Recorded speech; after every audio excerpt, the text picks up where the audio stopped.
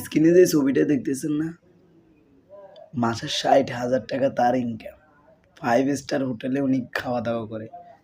ভাইয়া আমার একটু লই যা ভাইয়া। আর ভাল লাগে না চাকরি বাকরি ভাইয়া, আর ভাল লাগে না।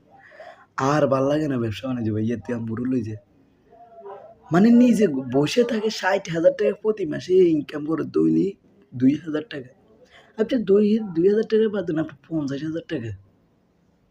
ভাই দৈনিক ১৮০০ থেকে ১৭০০ থেকে ১৮০০ টাকা। মানে ভাবা যায় 5 স্টার হোটেল যেন উনি খান। যেখানে উনি 5 স্টার হোটেলে যখন ভিক্ষা করতে যায় তখন উনি পাঞ্জাবি আর টুপি লাগায়, তখন কিছু লাগা যায়। যখন উনি 5 স্টার হোটেলে যেত উনি সব গেট আপ চেঞ্জ। ভাইয়া রে তোরে দরকার আমগো দেশে ভাইয়া। সোনার দেশে একটা মানুষ বলে গেছে যে সব কিছু সবাই পাইছে তেলের খনি স্বর্ণের খনি, আমরা পাইছি সবচেয়ে দেশের চোরের খনি। ভাইয়া বস্তু তো বাস্তব।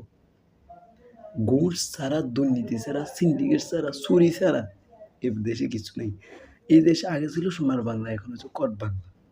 কিচ্ছু করে না।